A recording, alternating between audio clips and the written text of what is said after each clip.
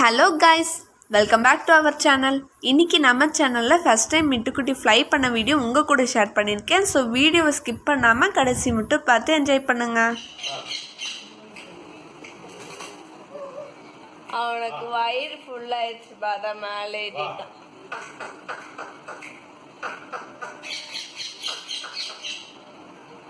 பாய் தொடச்சிட்டான். 1 2 3